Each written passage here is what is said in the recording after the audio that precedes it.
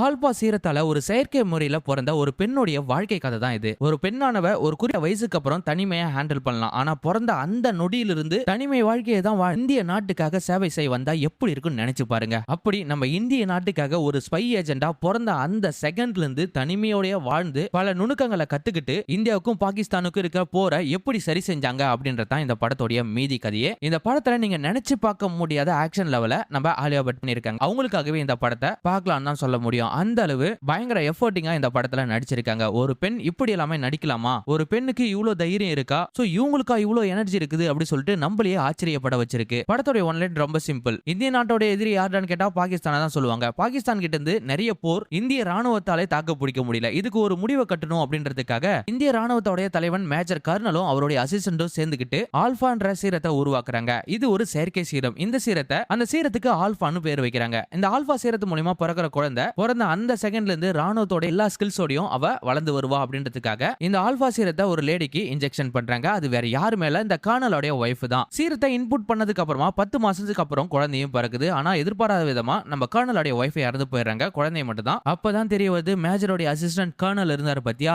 அவர் ஒரு தப்பான ஒரு ஐடியாலஜியை இந்திய ராணுவத்துக்கு கொடுத்துட்டாரு அப்படி சொல்லிட்டு. சோ பொண்டாட்டி தான் இறந்துட்டோம், குழந்தைனாச்சும் காப்பாத்து அப்படி சொல்லிட்டு குழந்தைய பார்க்க போறாரு. அங்க தாங்க பயங்கரமான ஒரு ட்விஸ்ட். அது என்னடான்னு பாத்தீங்கன்னா குழந்தைய காணோம். அந்த கர்னல் அந்த குழந்தைய தூக்கிட்டு போயிட்டாரு.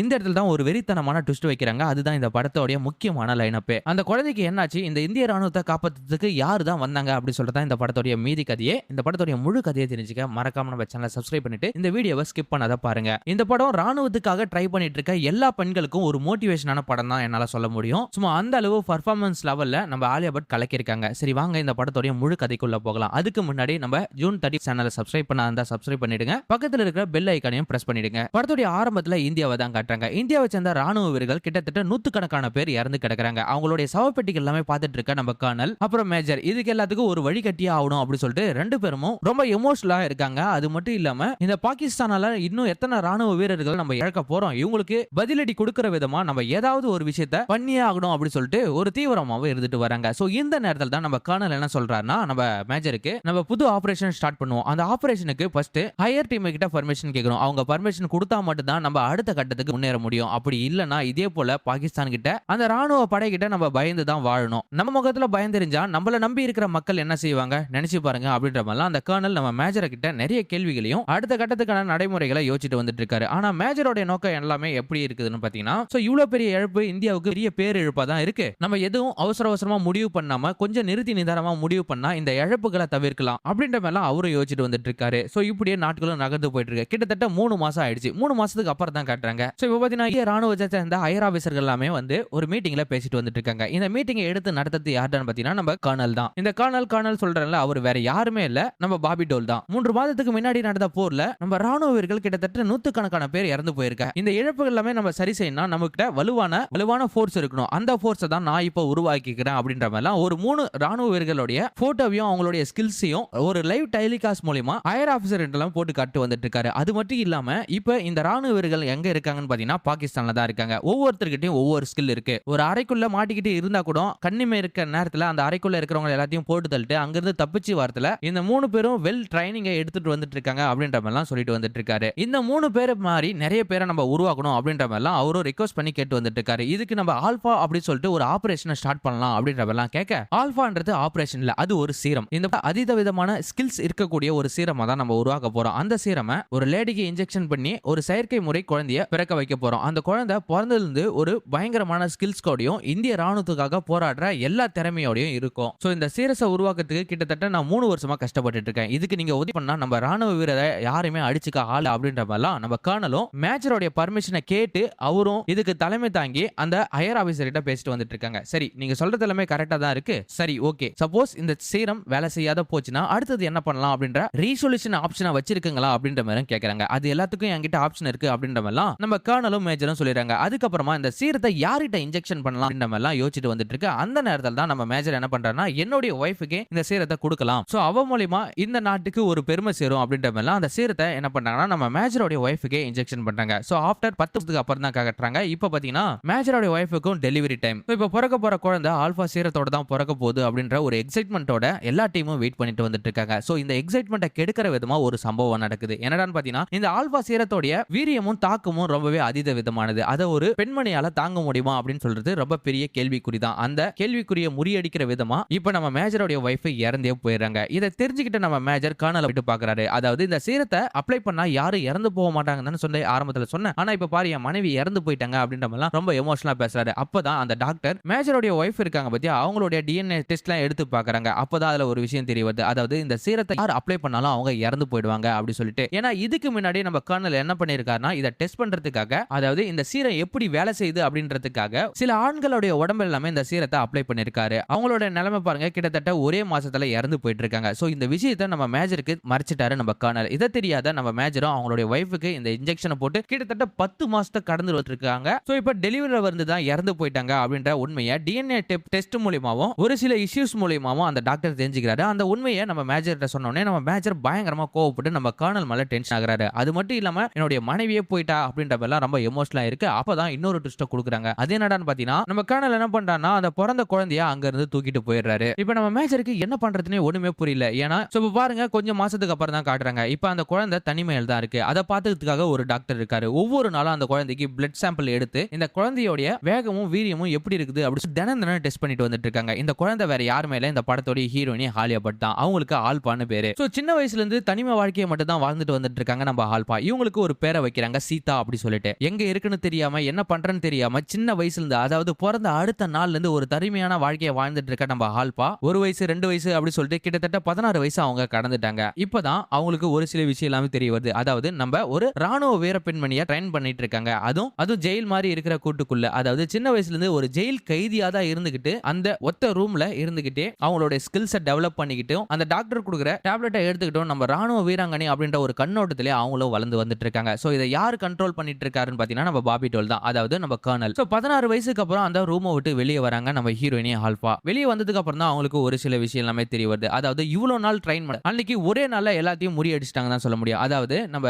கர்னல் இருக்காரு பத்தியா பாபி டோல். அவர் வந்து நிறைய ட்ரெயினரை ரெடி பண்ணிட்டு வந்துட்டு இருக்காரு. ஆண்கள் ட்ரெயினரே. ஆனா அவங்களால பண்ண முடியாத பல விஷயத்தை நம்ம ஆல்பா கண்ணியமிக்கிற நேரத்துல சும்மா பிரிச்சு மேயறாங்க. சோ இதெல்லாமே பார்த்த உடனே நம்ம ஆல்பா சீரம் இவ்வளவு அளவு ஒர்க் அவுட் ஆகுமா அப்படி சொல்லிட்டு நான் நினைச்சு கூட பார்க்கல அப்படின்ற மாதிரி சொல்லிட்டு வந்துட்டு இருக்காங்க. அதுக்கப்புறமா நம்ம ஹீரோயின் இருக்காங்க பத்தியா அவங்க எப்ப பார்த்தாலும் ஒரு தனிமையான வாழ்க்கை தான். வருஷத்துக்கு அவங்களுடைய பர்த்டே வரும்போது மட்டும் நம்ம பாபி டோலும் அந்த டாக்டரும் ஒரு gift ப்ரொவைட் பண்றது உண்டு. சோ இப்படியே நாட்களும் நகர்ந்து போயிட்டு இருக்கு. அவங்களும் பயங்கரமா ட்ரெயின் ஆயிட்டு வந்துட்டு இருக்காங்க. ஒரு நாள் பாருங்க நம்ம ஆல்பா சின்ன வயசுல இருந்து அந்த டாக்டர் கூட தானே வளர்றாங்க. அவங்க கிட்ட என்னுடைய அப்பா அம்மா யாரு எங்க இருக்காங்க என்ன ஆச்சு அப்படின்ற மாதிரிலாம் கேட்டு வந்துட்டு இருப்பாங்க. அது வரைக்குமே அவங்கள பத்தி எந்த ஒரு ஷேரும் பண்ணாதான் இருந்துட்டு வராரு நம்ம டாக்டர். ஏன்னா இது எல்லாமே பாபி டோலோட கண்ட்ரோல்ல இருக்கு. இவ யாரு இவங்க அப்பா அம்மா யாருன்னு தெரிஞ்சா இவ அங்க இருந்து போயிடுவா அப்படின்ற ஒரு நோக்கத்தோட இவள பாதுகாப்பான முறையில வளர்த்துட்டு வந்துட்டு இருக்காரு. சோ கட் பண்ணா கொஞ்சம் வருஷத்துக்கு அப்புறம் தான் காட்டுறாங்க. இப்ப பாருங்க நம்ம மேஜர் இருக்காரு பத்தியா அவர் தான் காட்டுறாங்க. ராணுவ படையில இருந்து ரிட்டையர் ஆயிட்டாரு. ஆனாலும் இது வரைக்கும் ராணுவத்துக்காக நிறைய உதவிகளை அவர் பண்றது உண்டு. அப்படிதான் இப்ப ராணுவ பயிற்சி கூடத்துக்கு வந்து ஒரு சில விஷயத்தை எல்லாமே ஷேர் பண்ணிட்டு வந்துட்டு இருக்காரு. அதாவது கொஞ்ச நாளாவே இந்தியாவில பல பிரச்சனைகள் போயிட்டு இருக்கு. இந்த பிரச்சனையில முக்கியமான பிரமுகர்கள் இறந்து போறாங்க. கண்ணிமிக்கிற நேரத்துல அவங்களை யாரு கொலை பண்றாங்கன்னு கூட தெரிய மாட்டேங்குது. சோ இது எல்லாமே யார் பண்றது அப்படின்ற மாதிரிலாம் கேட்க சோ எல்லாருமே இந்த கேஸை பத்தி தான் ரீசர்ச் பண்ணிட்டு வந்துட்டு இருக்காங்க. சோ இது எல்லாமே யார் பண்றாங்கன்னு பாத்தீங்கன்னா நம்ம ஹீரோயினி தான். இதுல என்ன பெரிய பிரச்சனைடான்னு பாத்தீங்கன்னா அதாவது நம்ம ஹீரோயினி வந்து இந்திய ராணுவத்துக்காக தயாராக்கப்படல. அதாவது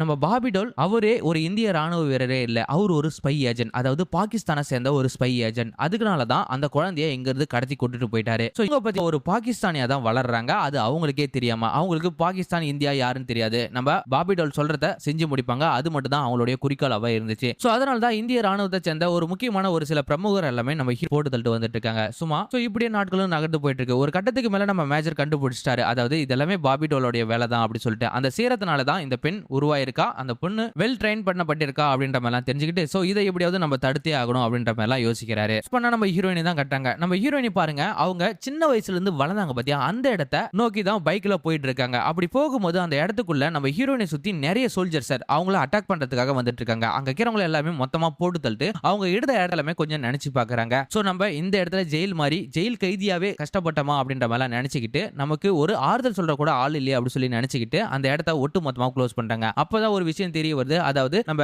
ஆல்பாவை ஹேண்டில் பண்ணாங்க பத்தியா நம்ம ஹீரோயினை ஹேண்டில் பண்ண அந்த டாக்டர் இருக்காரு பத்தியா அந்த டாக்டர் வந்து எல்லா உண்மையும் சொல்லிட்டாங்க. சோ இதுதான் வாழ்க்கையில நடந்தது அப்படி சொல்லிட்டு அதுக்கப்புறம் அந்த இடத்த ஒட்டு மொத்தமா பிளாஸ்ட் பண்ணிட்டு அங்கிருந்து தப்பிச்சு வந்துடுறாங்க. சோ இப்போ நம்ம ஹீரோயினி யார் பக்கம் இருக்காங்க நம்ம பாபி டோலுக்கு என்னாச்சு பாபி டோலுக்கும் நம்ம ஹீரோயினிக்கு ஏதாவது பிரச்சனையா இவங்க ஏன் இதெல்லாமே பண்றாங்க அப்படி சொல்லிட்டு கதையோட நகர்வுல சொல்றேன். ஏன்னா சஸ்பென்ஸை உடைச்சா இந்த கதைக்கான அர்த்தமே கெட்டு போயிடும். சோ கட் கட் பண்ணா நம்ம மேஜரையும் கர்னலையும் தான் காட்டுறாங்க. சோ இவங்க 2 பேரும் பாருங்க ஒண்ணா தான் பேசிட்டு வந்துட்டு இருக்காங்க. நம்ம மேஜருக்கு தெரியாது நம்ம பாபி டோல் பாகிஸ்தானிய சேர்ந்தவர் அப்படி சொல்லிட்டு. ஆனா நம்ம ஹீரோயினுக்கு தெரியும் இந்த. ஏன்னா நம்ம ஹீரோயினுக்கு தான் அந்த டாக்டர் எல்லா உண்மையும் சொல்லிட்டாருல. ஆனா நம்ம மேஜருக்கு தெரியாது. இவங்க 2 பேருமே ஒண்ணா தான் பேசிட்டு வந்துட்டு இருக்காங்க. நீங்க தான் என்னதான் இந்த பதவி விட்டு விலகி போனாலும் உங்களுடைய எல்லா ஹெல்ப்பும் இந்த பதவியில தான் இருக்கு அப்படின்ற மாதிரிலாம் நம்ம பாபி டோல் ஷேர் பண்ணிட்டு வந்துட்டு இருக்காரு. அப்போ தான் ஒரு விஷயத்த கேக்குறாரு. அதாவது நீ ஆல் பண்ற சீரத்தை என்னுடைய பொண்டாட்டிக்கு இன்ஜெக்ஷன் பண்ண, அதனால அவ இறந்து போயிட்டா. இப்போ என் குழந்தை எங்க இருக்கா, என்ன பண்றான்ற மாதிரிலாம் கேட்க. அப்பதான் நம்ம பாபி டோல் என்ன பண்றாருன்னா நம்ம மேஜர் கிட்ட உன் பொண்ணு யாரு, அவ என்ன பண்ணிட்டு இருக்கா, எங்க இருக்கா அப்படின்ற ஒட்டுமொத்த விவகாரத்தையும் சொல்றாரு. அதை கேட்ட உடனே பயங்கரமா ஷாக் ஆகி நிக்கிறாரு நம்ம மேஜர். இப்போ என் பொண்ணை பார்க்க முடியுமா அப்படின்ற மாதிரிலாம் கேட்க, நீ உன் பொண்ணுகிட்ட போனா உன்னைய போட்டு தள்ளிடுவா, ஏன்னா உன்னையே அவ துரோகியா தான் நினைச்சிட்டு வந்துட்டு இருக்கா அப்படின்ற மாதிரிலாம் சொல்றாங்க. இதை கேட்ட உடனே பயங்கரமா ஷாக் ஆகி அந்த இடத்துல திக்கு திணறாம கிளம்பி போயிடுறாரு. கட் பண்ணா நம்ம ஹீரோயினை தான் காட்டாங்க. நம்ம ஹீரோயினி நம்ம பாபி டோல் சொன்ன மாதிரி ஃபர்ஸ்ட் அக்யூஸ்டா வச்சுக்கிட்டு யாருன்னு பாத்தீங்கன்னா அவங்க அப்பா தான். இவர் எப்படியாவது பிடிக்கணும், இவர் எங்க இருக்காரு, என்ன பண்றாரு, இவருடைய ஆட்டிடியூட் என்ன அப்படின்னு சொல்லிட்டு இன்ச் பை இன்ச்சா நோட் பண்ணிட்டு வந்துட்டு இருக்காங்க நம்ம ஹீரோயினி. சோ ஆல்பா என்கின்ற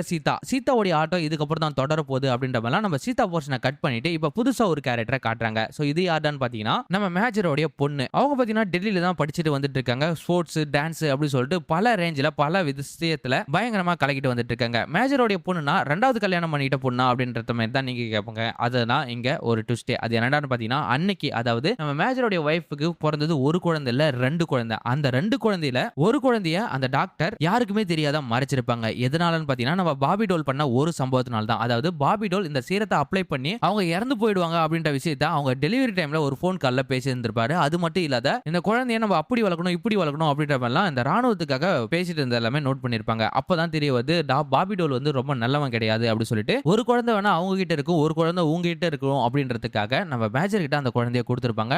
அந்த குழந்தையும் இப்ப ஃபாரினுக்கு போயிட்டு ஒரு அடையாளமே இல்லாத வளருது. அவங்களுக்கு ஒரு அடாப்ஷன் அந்த குழந்தை வளர்றாங்க. சோ இவங்க பாத்தீங்கன்னா நம்ம படத்தோட செகண்ட் ஹீரோயின் கூட சொல்லிக்கலாம். இப்ப நம்ம செகண்ட் ஹீரோயினை பார்க்கிறதுக்காக தான் நம்ம மேஜர் கிளம்பி போயிட்டு இருக்காரு. அங்க போன உடனே நடந்த உண்மை கதை எல்லாமே சொல்லிட்டு வந்துட்டு இருக்காங்க. ஏன்னா நமக்கு ஒரு தங்கச்சி இருந்தா, அதாவது நாங்க 2 பேருமே ட்வின்ஸ் அப்படின்ற கதை. நம்ம பேரு துர்கா. துர்காவுக்கு அவங்க அப்பா எல்லா கதையும் சொல்லியிருப்பாரு. அதாவது உனக்கு இன்னொரு தங்கச்சி இருக்கா, நீங்க 2 பேருமே ட்வின்ஸ், அவ எங்க இருக்கா எப்படி இருக்கான்லாம் எனக்கு தெரியாது, ஆனா கண்டிப்பா என்னைக்காவது ஒரு நாள் கண்டுபிடிப்பேன் அப்படின்ற மாதிரிலாம் அவகிட்ட சின்ன வயசுல இருந்தே சொல்லி வந்துட்டு இருப்பாரு. நீங்க 2 பேருமே ட்வின்ஸ், நீங்க சேரத்தால தான் பிறக்கப்பட்டங்க அப்படின்ற மாதிரி எல்லா கதையும் சொல்லிட்டு இருப்பாரு. சோ இப்போ பாத்தீங்கன்னா நம்ம ஹீரோயினும் அடுத்த டார்கெட்டை நோக்கி போயிட்டு இருக்காங்க. இப்போ நம்ம துர்கா இருக்காங்க பாத்தியா, அவங்களும் அப்பா பேச்சை கேட்கிற ஒரு அடக்கமான பொண்ணா தான் இருந்துட்டு வராங்க. சோ இப்படியே நாட்கள் நகர்ந்து போயிட்டு இருக்கு. ஒரு சைடு பார்த்தா நம்ம ஹீரோயினி ஆலியா பட் இருக்காங்க பாத்தியா, அதாவது சீதா. இப்போ நம்ம மேஜரோடைய வீட்டுக்கு தெரியாதனமா உள்ள வந்துறாங்க. ஆனா இங்க வந்ததாங்க இன்னொரு திருப்பம் நடக்குது. என்னடான்னு பாத்தீங்கன்னா நம்ம துர்காவும் அதே ஹவுசிங்க்கு வந்துடுறாங்க. சோ வீட்டுக்குள்ள இருக்கிற சீதா அந்த வீட்டுக்குள்ள இருக்கிற ஒரு போட்டோவையும் பாக்குறாங்க. சோ இதுதான் எங்க அம்மாவா, இதுதான் எங்க அப்பாவா அப்படின்றத எல்லாத்தையும் தெரிஞ்சுக்கிறாங்க. சோ இப்படி தெரிஞ்சிட்டு இருக்க நேரத்துல நம்ம துர்காவும் உள்ள வர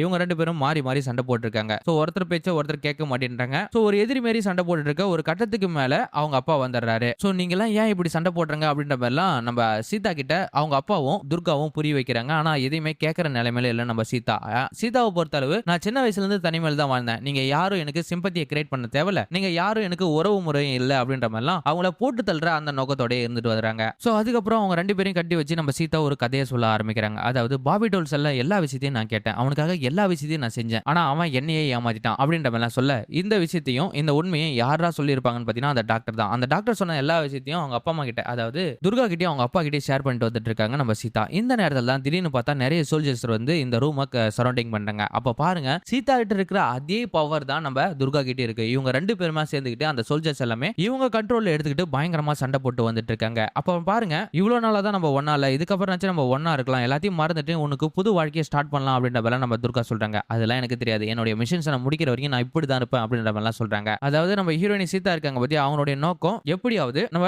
பாபி டோல போட்டு தள்ளி ஆகணும் அப்படின்றது தான். ஏன்னா எல்லா உண்மையும் அவங்களுக்கு தெரிஞ்சு போச்சுல. சோ அந்த நோக்கத்தோட இருக்காங்க. சோ ஆனா இப்ப நம்ம துர்காவும் சீதாவும் ஒண்ணா தான் இருக்காங்க. இவங்க 2 பேருமே பல இடங்கள்லாம் போயிட்டு டிராவல் பண்றாங்க, பல மிஷன்ஸ் எல்லாமே கம்ப்ளீட் பண்றாங்க. சோ இதெல்லாம் பாக்குற அவங்க அப்பாவுக்கு பயங்கர பேரானந்தம், தன்னுடைய பொண்ணு நாட்டுக்காக இந்த அளவு அர்ப்பணிக்கிறாங்களே அப்படி சொல்லிட்டு. சோ இப்படியே நாட்களும் நகர்ந்து போயிட்டு இருக்கு. ஒரு கட்டத்துக்கு மேல நம்ம பாபி டோல் என்ன பண்றாருன்னா நம்ம மேஜரை லாக் பண்ணிடுறாரு. இன்னும் எங்க அப்படி சொல்லிட்டு அப்பதான் ஒரு உண்மையே வெளியே வருது. என்னடான்னு பாத்தீங்கன்னா இவ்வளவு நாளா நம்ம மேஜரை நம்பிட்டு இருந்தாரு காணல் வந்து, அதாவது நம்ம பாபி டோல் வந்து இந்திய ராணுவத்தை சேர்ந்தவன் அப்படி சொல்லிட்டு. ஆனா டோட்டலி வேற, இவர் ஒரு ஸ்பை ஏஜென்ட், பாகிஸ்தான்ல இருந்து இங்க வந்து பாகிஸ்தானுடைய ஸ்பை ஏஜென்ட்டா வேலை செஞ்சுட்டு வந்துட்டு இருக்காரு அப்படி சொல்லிட்டு. இதெல்லாமே தெரிஞ்ச உடனே அவருக்கு பயங்கரமான ஷாக்கு. உன் பொண்ணை கொல்லாத விட மாட்டேன் அப்படி சொல்லிட்டு, பாகிஸ்தானுக்கு தான் அந்த சீரத்தை நான் வெளியே கொண்டு வந்து உன் பொண்ணே உருவாக்கணும், ஆனா உன் பொண்ணே இன்னைக்கு இந்திய ராணுவத்துக்காக போராட்டு வந்துட்டு இருக்கா, சோ இப்போ உன்னை போட்டு தள்ளிட்டா எல்லா வேலையும் முடிஞ்சிடும் அப்படின்ற மாதிரிலாம் சொல்ல இந்த தகவலை தெரிஞ்சுக்கிட்ட நம்ம ஹீரோயின் என்ன பண்றாங்கன்னா தன்னுடைய அப்பாவை எப்படியாவது காப்பாற்றணும் அப்படின்றதுக்கு அந்த இடத்துக்கு வராங்க. இப்ப நம்ம ஹீரோயினும் துர்காவும் எந்த இடத்துக்கு போனாலும் சோல்ஜர்ஸ் எல்லாமே துரத்திட்டு வந்துட்டு இருக்காங்களா. இப்ப பாத்தீங்கன்னா கரண்ட்ல சைனால தான் இருக்காங்க. சைனால ஒரு இடத்துக்கு போயிட்டு மாட்டிக்கிறாங்க. அந்த இடத்துல இருந்து மீண்டு வர முடியாத ரொம்ப தவிச்சிட்டு இருக்காங்க. சோ இந்த இடத்துல இவங்கள காப்பாத்துறது யாருன்னு பாத்தீங்கன்னா இந்த படத்துல புதுசா வந்திருக்க ஒரு கேமியோ தான். அவர் வேற யாருமே இல்ல, நம்ம ரித்திக் ரோஷன் தான். சோ அவர் தான் வந்து நம்ம சீதாவையும் துர்காவையும் காப்பாத்துறாரு. அதுக்கப்புறம் நீங்க ஒரு சோல்ஜர்ஸ்னு எனக்கு தெரியும். சோ உடனே போயிட்டு உங்க அப்பாவை காப்பாத்துங்க. நானும் ஒரு சோல்ஜர்ஸ் தான். உங்க அப்பாவும் நானும் வெல் ட்ரெயின் எடுத்துட்டு இருக்கோம். இந்த சமயத்துக்காக தான் உங்க அப்பா காலகாலமா வெயிட் பண்ணிட்டு வந்துட்டு இருக்காரு. அவரை போயிட்டு காப்பாத்துங்க அப்படின்னு சொல்லிட்டு இவ்வளவு நாளா நம்ம நம்பிட்டு இருந்த பாபி டோல் இந்திய ராணுவத்தை சேர்ந்தவன் இல்ல பாகிஸ்தான் ராணுவத்தை சேர்ந்தவன் அப்படின்னு சொல்லிட்டு இந்த கதை எனக்கு முன்னாடியே தெரியும். அதனால தான் நான் அவனை விட்டு வெளியே அப்படின்ற மாதிரி நம்ம சீதா சொல்றாங்க. அங்க இருந்து கிளம்ப போயிட்டு அவங்க அப்பாவை காப்பாத்துறாங்க நம்ம சீதா. சோ அப்பாவை காப்பாத்தலன்னு போன உடனே நம்ம சீதாவும் பயங்கரமா லாக் ஆயிட்டாங்க. அதாவது கண்ணி வெடியை வச்சு இவங்கள நகர்வே முடியாத ஒட்டு மொத்தமா லாக் பண்ணிட்டாரு நம்ம பாபி டோல். சோ இவங்களோட கதை முடிஞ்சிச்சுடா அப்படின்னு சொல்லிட்டு நம்ம பாபி டோலும் அங்க இருந்து கிளம்பி போயிறாங்க. இப்ப கிட்டத்தட்ட 3 நிமிஷம் தான் இருக்கு. இந்த 3 நிமிஷத்துக்குள்ள இந்த குடோன் விட்டு தப்பிக்கலாம் இவங்களுடைய உயிர் போயிடும் அப்படின்றதுக்காக என்ன பண்றது தெரியாத முடிச்சிட்டு இருக்காங்க. நம்ம ஹீரோயினி தான் பயங்கரமான டெக்னிக்கான ஆள் ஆச்சு. அங்க இருந்து இப்படியே தப்பிச்சுறாங்க நம்ம ஹீரோயினி அவங்க அப்பாவை கூட்டிட்டு. இந்த விஷயம் நம்ம பாபி டோலுக்கு தெரியாது. ஒரு கட்டத்துக்கு மேல நம்ம ஹீரோயினி பாபி டோல் இருக்கிற இடத்தை கண்டுபிடிச்சு அவனை அந்த இடத்துல போயிட்டு போட்டு தள்ளுறாங்க. சோ ராணுவத்துக்காக வந்த நீ சோ இவ்வளவு பெரிய துரோகியா இருப்ப அப்படி சொல்லிட்டு நினைச்சு கூட பார்க்கல அப்படி சொல்லிட்டு